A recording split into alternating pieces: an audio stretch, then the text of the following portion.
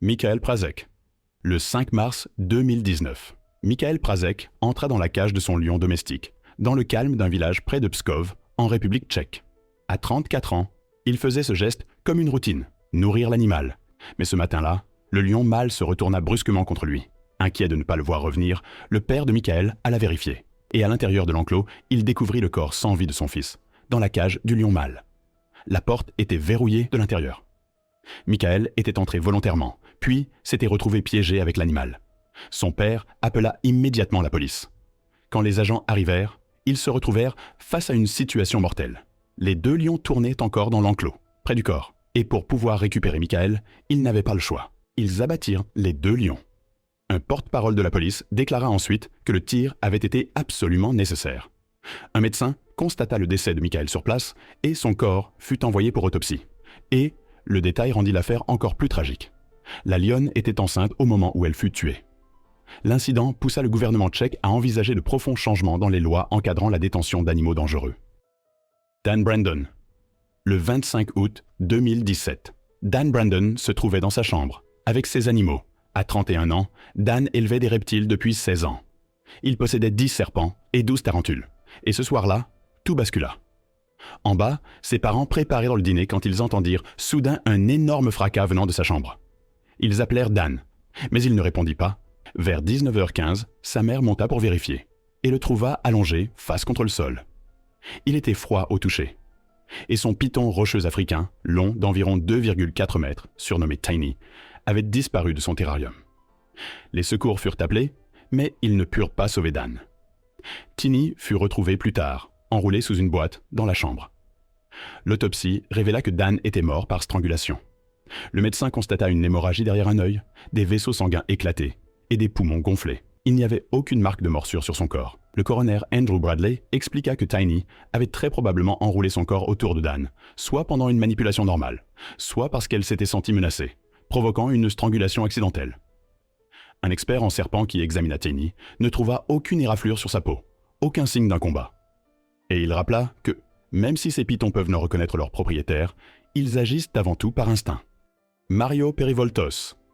Le 20 mars 2017, Mario Perivoltos se trouvait chez lui, à Londres, avec une équipe de tournage de la BBC qui filmait son quotidien avec son Staffordshire Bull Terrier, Major. Mario n'avait aucune idée que Major était sur le point de devenir mortel. Sans avertissement, le chien devint soudain violent, comme pris d'une crise, et l'attaqua directement devant l'équipe de tournage. Major lui broya la gorge, causant d'effroyables blessures au cou. Même si l'équipe tenta désespérément d'intervenir, l'attaque fut rapide et d'une brutalité extrême. Mario perdit énormément de sang à cause des blessures au cou et au visage. Il fut transporté à l'hôpital, mais succomba à ses blessures. Major fut emmené et euthanasié après l'attaque. Plus tard, une enquête révéla un détail glaçant. Le chien aurait très probablement ingéré de la crack cocaïne, ce qui aurait déclenché ce comportement violent et incohérent ayant mené à l'attaque mortelle. Le coroner conclut que la mort de Mario avait bien été causée par l'attaque du chien. Mark Vogel. En 2004, Mark Vogel vivait seul dans un petit appartement à Dortmund, en Allemagne. À 30 ans, il collectionnait plus de 200 araignées et insectes, dont une veuve noire particulièrement dangereuse, nommée Bettina. Mais un jour, tout se dérégla. Mark fut mordu par sa veuve noire. Le venin de la veuve noire est environ 15 fois plus puissant que celui d'un serpent à sonnette. Et Mark était seul, sans personne pour l'aider. Le poison se propagea rapidement dans son corps, le paralysant au point qu'il ne pouvait plus bouger pendant des jours, puis des semaines. Les voisins remarquèrent qu'il ne le voyait ne plus, mais pensèrent simplement qu'il était parti. Puis, au fil des jours, une odeur insoutenable commença à s'échapper de l'appartement. Quand la police finit par intervenir, ils découvrirent une scène d'horreur.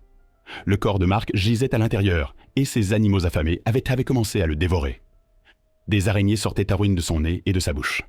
Des morceaux de chair plus importants avaient été arrachés par des lézards, puis rapportés jusque dans des toiles.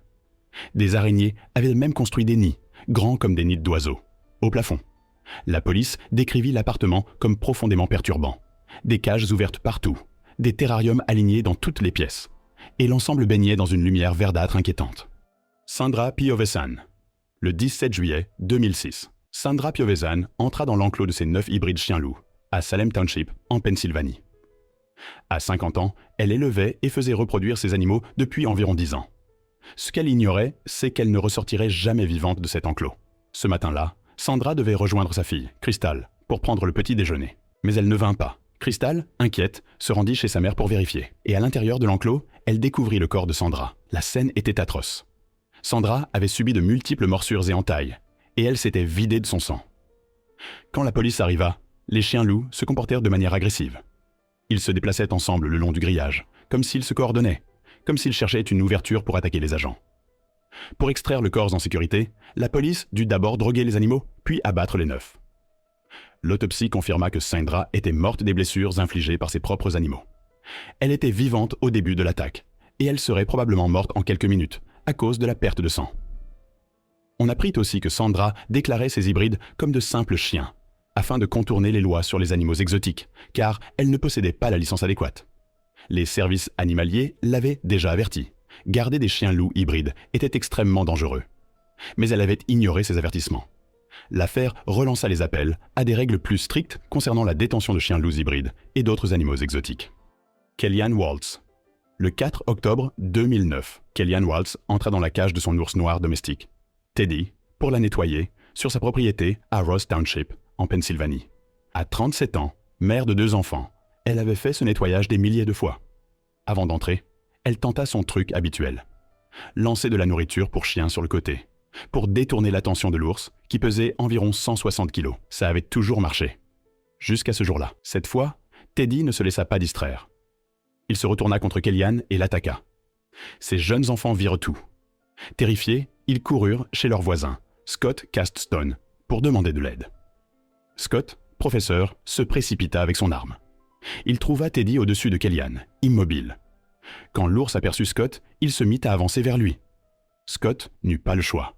Il tira une balle dans la tête de l'ours et le tua. Il se précipita ensuite auprès de Kellyanne et appela le 911, mais il était trop tard. Elle fut déclarée morte sur place. Après l'incident, on découvrit que les permis de Kellyanne pour détenir des animaux exotiques avaient expiré en juin 2008, plus d'1 an avant l'attaque. Marius Ells. Novembre 2011. Marius Ells alla voir son hippopotame domestique, Humphrey, sur sa ferme de 400 acres dans le Free State, en Afrique du Sud.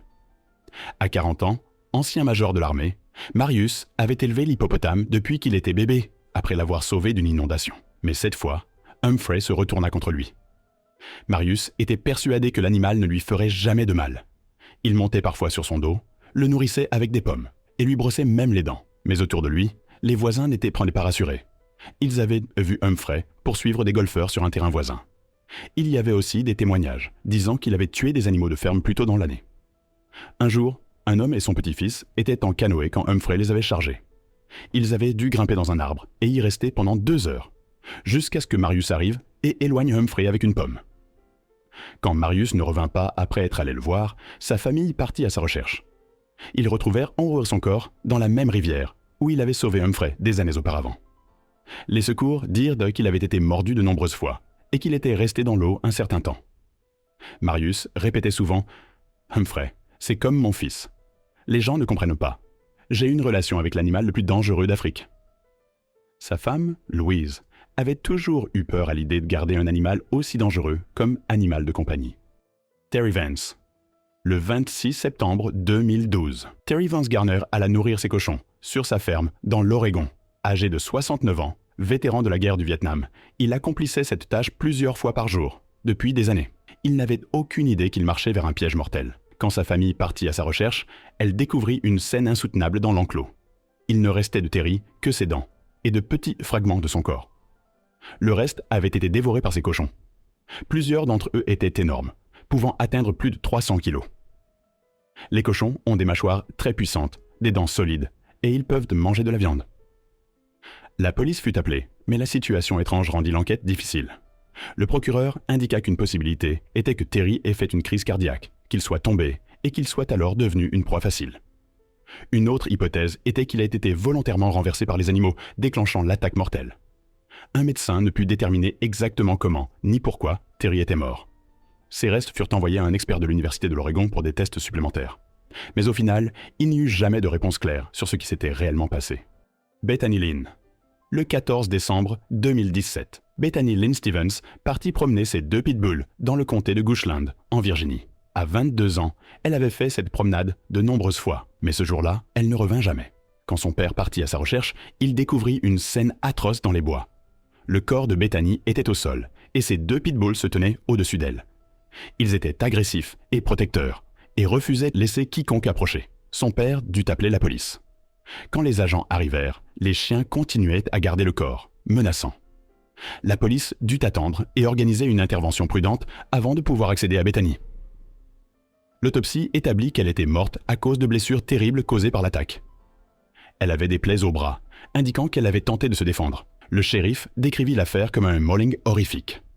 Aucune poursuite pénale ne fut engagée et le dossier fut classé comme un accident tragique. Les 2 pitbulls furent euthanasiés avec l'accord de la famille. Pat McDonald.